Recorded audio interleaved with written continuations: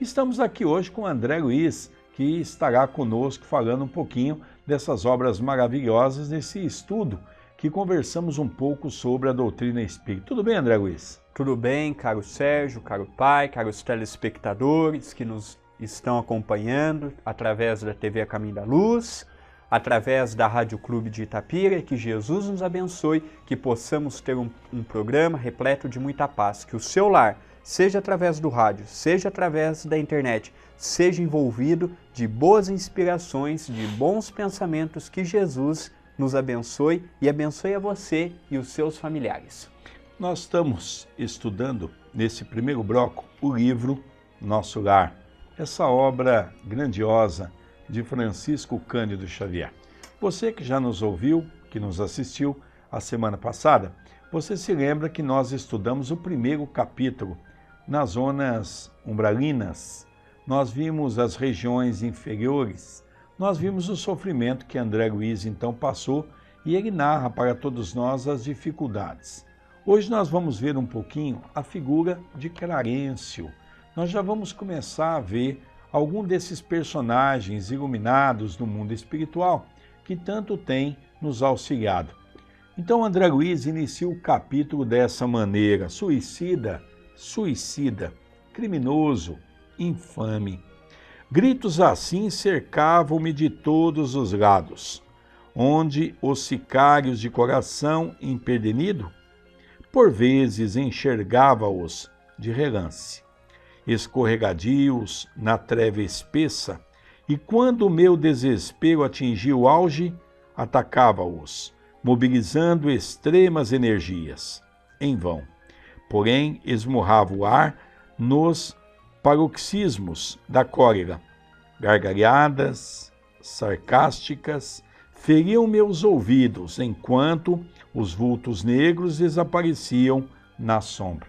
Ficamos, André, imaginar a dificuldade e o sofrimento desse espírito que ao longo de muitos anos via essas entidades que se aproximavam dele em gritos, dizendo que ele era suicida, que ele era um criminoso. Ele se desesperava, tentando muitas vezes, pela cólera, partir para cima dessas entidades, mas percebia que era em vão, e ele então sofria, mas sofria de uma forma implacável. Quando nós lemos esta parte do livro, nós imaginamos até que estamos nos deparando com uma parte de um filme de ficção científica, porque o Espiritismo hoje nos ensina, através das suas luzes, do raciocínio, do esclarecimento e da clareza, a nos mostrar que a vida, ela não é apenas o que nós passamos momentaneamente enquanto estamos encarnados aqui. Como a vida no planeta Terra é como se fosse um grande edifício, ao desencarnarmos, cada um de nós irá para um andar deste edifício. Em cada andar deste edifício tem as suas características, e as características que André Luiz encontrou no umbral grosso não foi das mais felizes. Nós vamos ver agora, ao dar continuidade nessa obra, nós vamos ver algo interessante de André Luiz. Ele fala alguma coisa com referência ao seu corpo, ao lugar que ele estava. Ele diz assim, acompanhemos: para quem apelar, comezinhos fenômenos da experiência material, patenteavam-se-me aos olhos, crescera-me a barba, a roupa começava a romper-se com os esforços da resistência na região desconhecida. Eu acho que nós poderíamos, André, fazer uma pequena pausa, porque há aqui um fator muito interessante para nós analisarmos. Primeiro, ele diz que começou a nascer a barba. Isso demonstra que no mundo espiritual, as características do perispírito mantêm-se da mesma maneira do corpo físico. É o que nós já havíamos feito essas colocações no programa anterior, porque ele já começa a dar indício disso. Quando nós desencarnamos, o que muda é que nós não teremos mais aquele corpo denso, nesta dimensão densa que é a crosta terrestre. Do contrário, nós que somos, poderíamos nos auto-intitularmos de espíritos comuns, nós continuaremos a ter um perispírito nos moldes do corpo que tínhamos na nossa última encarnação. No caso dos homens, a nossa barba continuará crescendo, as nossas unhas, os nossos cabelos, continuaremos a ter as mesmas necessidades fisiológicas que temos aqui na Terra. Olha que interessante, ele diz que a roupa começava a romper-se com os esforços da resistência. Vejamos que coisa interessante, no mundo espiritual os espíritos usam roupa. Veja que André Luiz está trazendo para nós informações interessantes, porque como o André acabou de mencionar, o André Luiz, nós estamos falando de regiões muito semelhantes à nossa.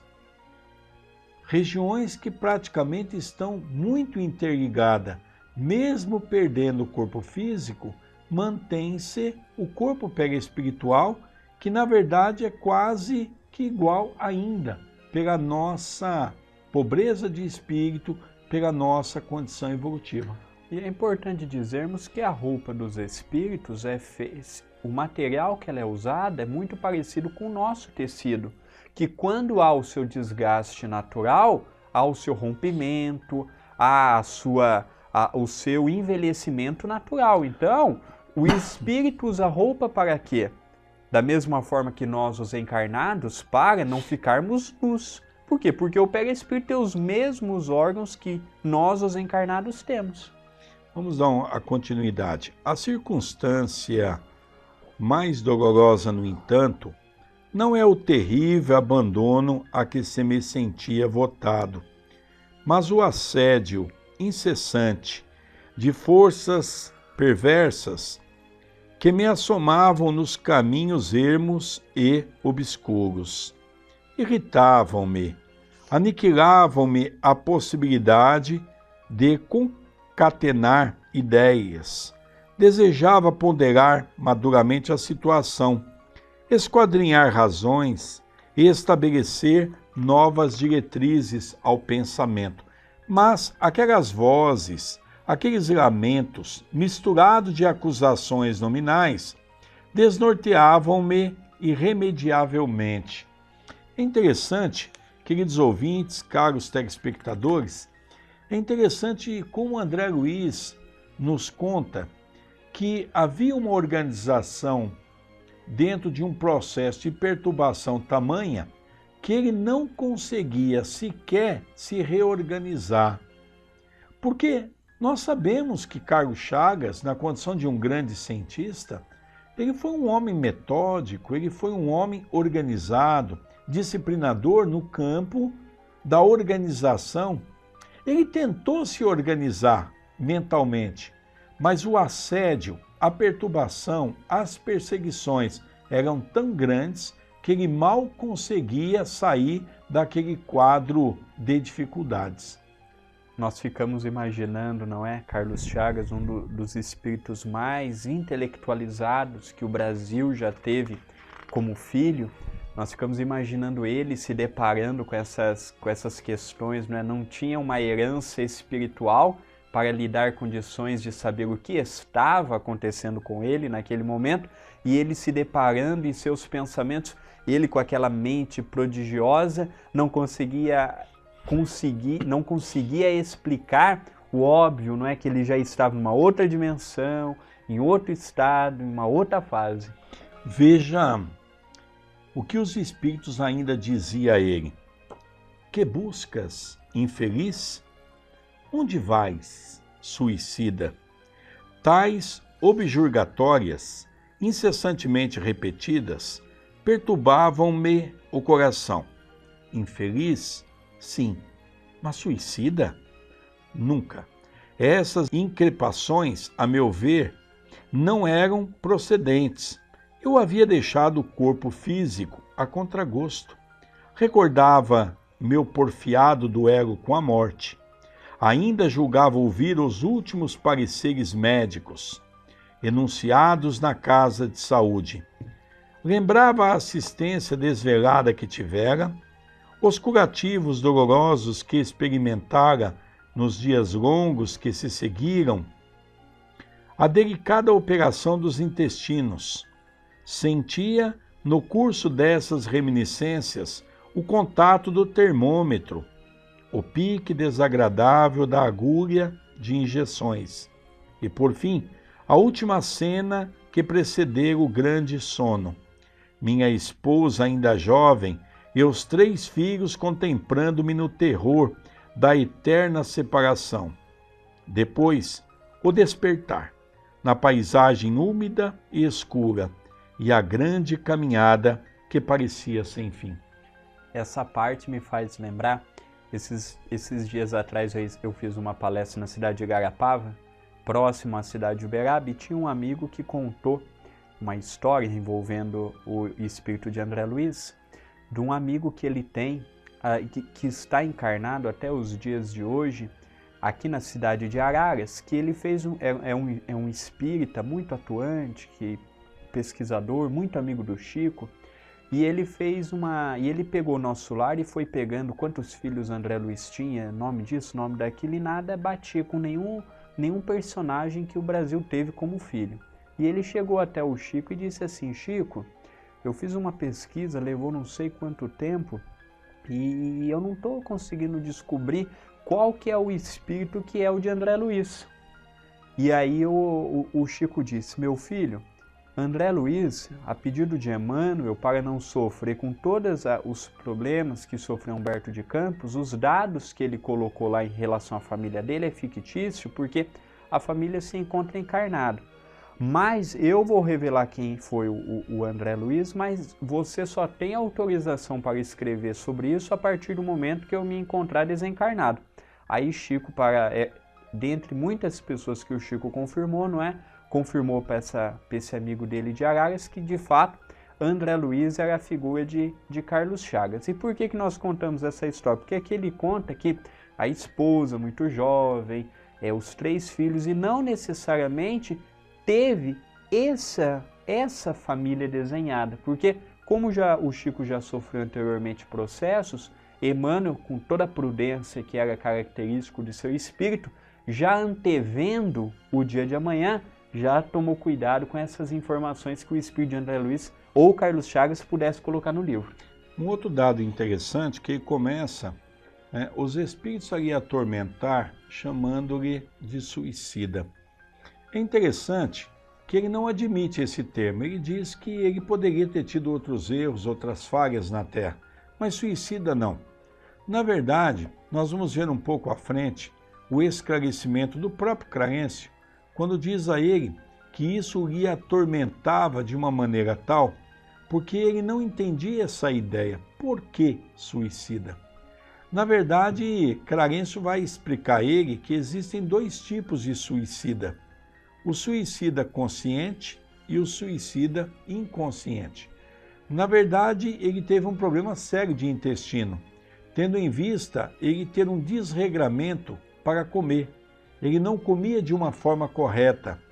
E outra que ele tinha também o uso do álcool, que lhe agravou as suas consequências corpóreas. Então, assim, ele retornou para o mundo espiritual alguns anos antes daquilo que era previsto. Por isso que ele se enquadrou no mundo espiritual como suicida. Aí foi esclarecido a ele o suicida inconsciente. E é importante dizermos também que, devido a esse excesso de alimento e de bebida alcoólica, ele gerou um problema também no seu espírito, levando ele na própria cidade de Nosso Lar, através do médico Dr. Henrique de Luna, a fazer um sério tratamento para que reconstituísse o que, quando ele encarnado, complicou, agravou os seus problemas no corpo espiritual. Dando continuidade nessa parte do suicídio, por que a pecha de suicídio? Quando fora compelido a abandonar a casa, a família e o doce convívio dos meus? O homem mais forte conhecera limites, a resistência emocional.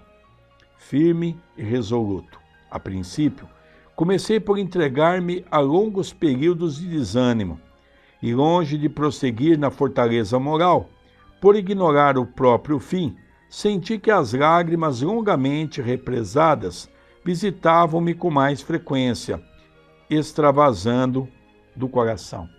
Aqui talvez é o momento mágico da sua transformação. É quando nós começamos a chorar, é quando nós começamos a perceber que o sentimento deva avassalar, dar uma nova forma para o nosso coração.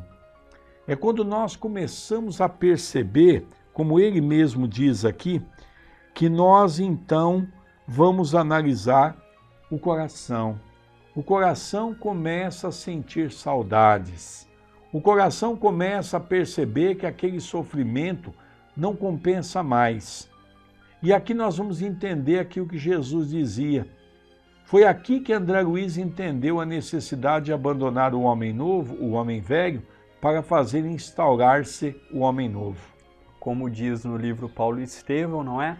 Foi a estrada de Damasco que Saulo encontrou e se tornou Paulo. Aqui foi a estrada de Damasco que André Luiz encontrou. Foi o momento em que ele, cansado pelo sofrimento, da mesma forma que Saulo se redime, se torna no grande apóstolo da gentilidade que foi, a partir desse momento, cansado do sofrimento, André Luiz se curva perante a dor, pede ajuda e, como diz Jesus, todos que pedem em meu nome, eu nunca hei de abandonar.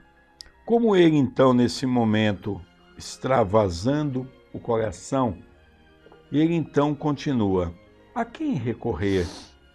Por maior que fosse a cultura intelectual trazida do mundo, não poderia alterar agora a realidade da vida.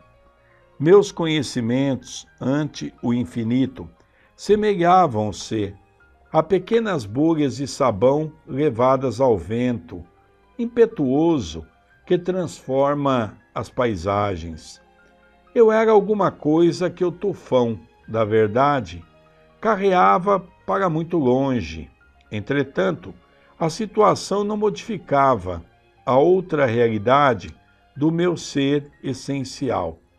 Perguntando a mim mesmo se não enlouquecera, encontrava a consciência vigilante, esclarecendo-me de que continuava a ser eu mesmo, com o sentimento e a cultura colhida na experiência material.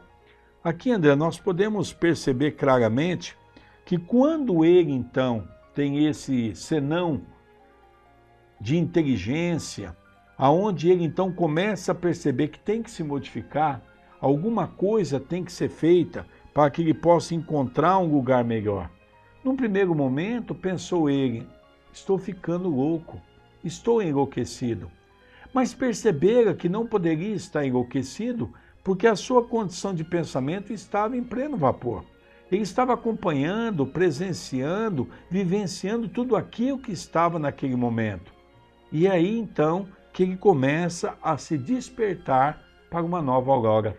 O despertar de cada um de nós leva o tempo que nós colocamos nele. E o de André Luiz levou, segundo a própria descrição dele mais para frente, de 8 a 9 anos. Num sofrimento intenso, numa dificuldade tamanha, que ele chegou em determinado ponto, eu não aguento mais. Pediu ajuda e a ajuda veio. É interessante, olha que coisa fantástica. Persistiam as necessidades fisiológicas, sem modificação. Castigava-me a fome todas as fibras, e nada obstante, o abatimento progressivo não me fazia cair definitivamente em absoluta exaustão. Olha, André, que fato interessante. Poderíamos aqui fazer um comentário que, como nós estamos fazendo o estudo, vale a pena nós fazermos uma análise. No mundo espiritual, os espíritos têm fome. Ele diz que as necessidades fisiológicas continuavam, ou seja, se o espírito come no mundo espiritual, ele tem necessidade de colocar essa comida para algum lugar. Logicamente, ele tem as necessidades fisiológicas. Se ele bebe água, logicamente, ele também tem a necessidade de liberar esse líquido por algum lugar. ele começa a perceber que nada havia modificado com referência ao seu corpo, que um pouco atrás ele já faz uma menção de que a barba crescera, a unha crescera, o seu corpo tivera modificação, as suas roupas se rasgaram. Nós estamos notando, com essa parte que foi lida, que nós temos que começar a ser espírita com cabeça de espírita, porque nós somos espíritas, mas duvidamos do que está escrito no livro. Nós temos que pôr uma coisa na cabeça. Por nós sermos espíritos comuns, nós vamos para regiões próximas aonde nós estamos encarnados hoje. A partir desse momento, de que nós aceitarmos isto como nossa realidade, nós temos que aceitar que nós continuaremos a ser do outro lado, a ter as necessidades do outro lado, as mesmas que temos aqui. Se a comida era difícil, repare o que ele diz com referência à água. De quando em quando deparavam-se verduras que me pareciam agrestes, em torno de humildes filetes d'água, a que me atirava sequioso. Devorava as folhas desconhecidas, colava os lábios às nascentes turva, enquanto me permitiam as forças irresistíveis a impelirem-me para a frente. Muitas vezes suguei a lama da estrada, recordei o antigo pão de cada dia, vertendo copioso pranto. Veja que fato interessante. Comia folhas, comia capim, água ele tomava de um pequeno filete que corria, e muitas vezes água lodosa, que é o que ele tinha para sobreviver naquele momento. E tem muitas pessoas aqui que não gostam, aqui no planeta Terra, que não gostam de saladas, não é? Do outro lado, vamos continuar encontrando as mesmas verduras e com certeza com inúmeras variedades a mais das que não temos aqui, mas fato é que espírito, nas dimensões próximas a que nós estamos hoje, também se alimentam com este ser tão abençoado e tão rico, cada um com as suas especificações, que é exatamente a verdura. Não raro, era imprescindível ocultar-me das enormes manadas de seres animalescos que passavam em bando, quais feras insaciáveis. Além disso, aqueles bichos que andavam em bando, os peçonhentos, aqueles bichos terríveis, passava por ele e ele mal conseguia sair de perto desses animais. E andavam em bando, andavam em grupos, não é? É o que nós estamos falando. Nós poderíamos resumir esse bloco inteiro falando que o que tem aqui tem no mundo espiritual. Tem animal, nós continuamos fazendo necessidades fisiológicas, continuamos nos alimentando. Esse é o resumo de toda esta obra que o nosso querido André Luiz, através das mãos abençoadas de Chico Xavier, quer nos dizer, quer nos ensinar. E ele diz que esses animais é como feras insaciáveis. Disputava com ele o pouco de comida que tinha.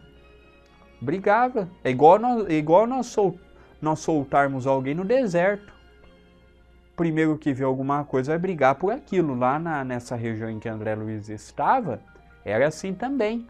Era uma briga. Era a briga pela sobrevivência. Continuando, eram quadros de estarrecer. Acentuava-se o desalento. Foi quando comecei a recordar que deveria existir um autor da vida, fosse onde fosse. Essa ideia confortou-me. Eu, que detestara as religiões no mundo, experimentava agora a necessidade de conforto místico. Médico, extremamente arraigado ao negativismo da minha geração, impunha-se-me atitude renovadora.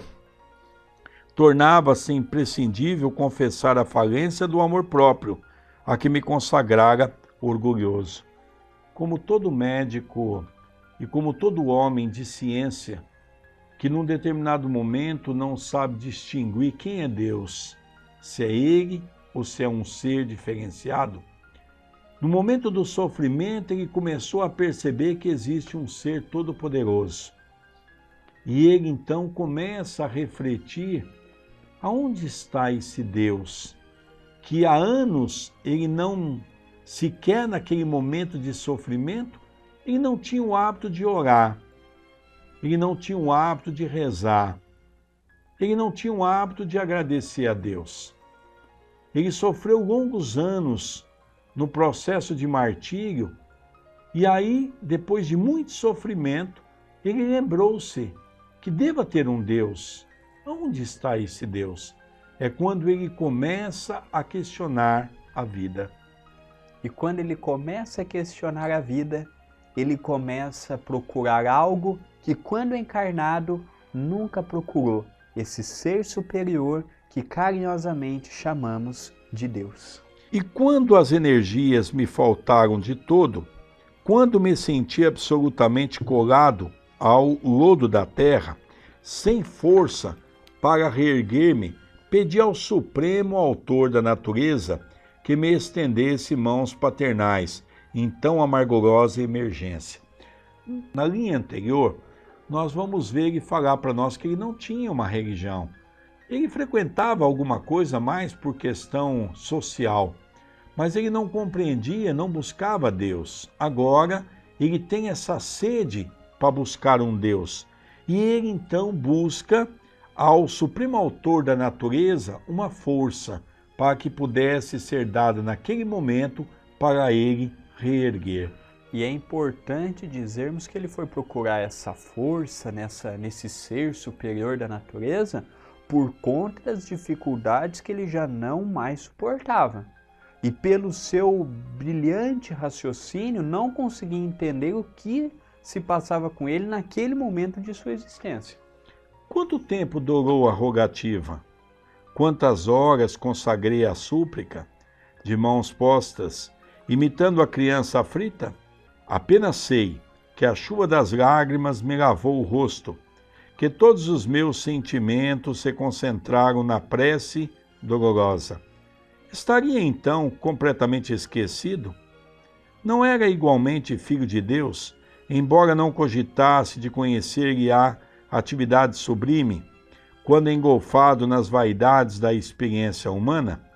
Por que não me perdoaria o eterno Pai quando providenciava ninho às aves inconvenientes e protegia bondoso a flor tenra dos campos agrestes?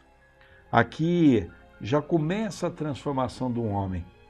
É quando o homem já começa a perceber que ele se ajoelhando, postando as suas mãos de uma forma humilde, e quando ele abre o coração, colocando as suas necessidades para o alto, Deus nunca nos desampara. E ele tinha um agravante. Por André Luiz ter sido Carlos Chagas, por ter sido um homem de ciência, para ele ter dado o braço a torcer e ter feito o gesto que fez, para o seu espírito foi uma quebra de orgulho muito grande. Porque quando ele estava aqui, ele se julgava ser o dono de todo o conhecimento. Ele se julgava ser o ser superior. E quando ele se encontra numa enrascada e que não sabe sair dela, aí ele tem que dar o braço a torcer e aceitar que tem alguém que vela por ele, que sabe mais do que ele, até que foi quem o criou. Aqui ele já começa a perceber que a oração não pode ser apenas com os lábios. Ele diz assim: é preciso haver sofrido muito para entender todas as misteriosas belezas da oração. É necessário haver conhecido o remorso, a humilhação, a extrema desventura, para tomar com eficácia o sublime elixir de esperança. Foi nesse instante que as neblinas espessas se dissiparam e alguém surgiu, emissário dos céus. Um velhinho simpático me sorriu paternalmente, inclinou-se, fixou nos meus grandes olhos lúcidos e falou. Quando ele, então, orando, o Pai lhe enviou um mensageiro, e ele, então, teve a oportunidade de ver a importância da prece. A prece é o pedido que nós fazemos de ajuda ao nosso Pai Celestial. O benfeitor amigo que o socorreu diz, coragem, meu filho, o Senhor não te desampara. Amargurado pranto banhava-me a alma toda. Emocionado quis traduzir meu júbilo, comentar a consolação que me chegava, mas, reunindo todas as forças que me restavam, pude apenas inquirir. Quem sois, generoso emissário de Deus? O inesperado benfeitor sorriu bondoso e respondeu, chama-me Clarencio, sou apenas teu irmão. E percebendo o meu esgotamento acrescentou, agora permanece calmo e silencioso, é preciso descansar para reaver energias. Ele convida o amigo novo a se acalmar para que pudessem juntos ir para uma região melhor, para que ele pudesse, depois de um tratamento, ter os esclarecimentos necessários. Veja outro dado interessante, o espírito tem fadiga, o espírito se cansa, ele chega às raias da exaustão. Clarencio diz a ele, calma, meu filho, não fale muita coisa, porque o seu estado físico é deplorável, a sua condição espiritual se encontra muito abalado. Tenhamos calma, você já está sendo socorrido pela prece. Vamos ter calma para podermos então irmos para um lugar melhor. Dando continuidade para encerrar esse capítulo, ele diz assim, em seguida, chamou 2 companheiros que guardavam a atitude de servos desvelados e ordenou, prestemos ao nosso amigo os socorros de emergência. Alvo lençol foi estendido ali mesmo, à guisa de maca improvisada, aprestando-se ambos os cooperadores a transportarem-me generosamente. Quando me alçavam cuidadosos, Clarencio meditou um instante e esclareceu, como quem recorda inadiável obrigação.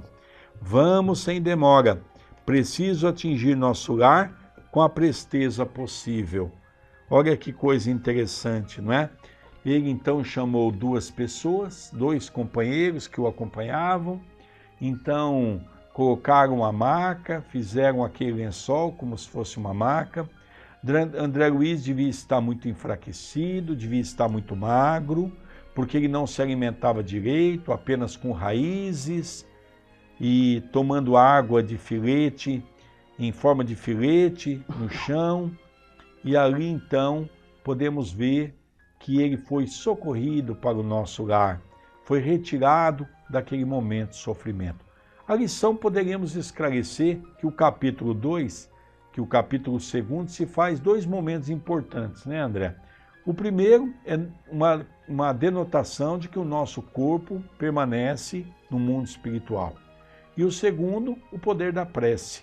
São 2 pontos muito interessantes que mais se destaca nesse capítulo. Com certeza, e que todos nós, quando lemos ele, estudamos, é importante grifarmos, você aí na sua casa, ou nos acompanhando através do rádio, através da Rádio Clube de Itapira, é importante que se você tiver o livro Nosso Lar, se você tiver como, não tiver e tiver como adquiri-lo, estudar junto conosco. Grifa, marca o que você acha interessante, mande a sua dúvida para nós através do nosso Facebook. Eu tenho meu Facebook, o Sérgio Vilar tem o dele, a TV A Caminho da Luz tem seu Facebook, seu Twitter. Mande a sua pergunta, estude conosco, mande a sua colocação. Esse programa é interativo, é um programa em que não é apenas eu e ele que fala, deva também ter a sua participação. É interessante analisarmos que o livro Nosso Lar, ele então começa a ter uma característica diferenciada para que possamos verdadeiramente estudar com afinco. Se você puder ter o livro na mão, nos acompanhando toda sexta-feira, capítulo por capítulo, eu tenho a certeza que nós vamos conseguir juntos desenvolver esse tema tão bacana e tão bonito, que é mais um tema da obra do Espiritismo.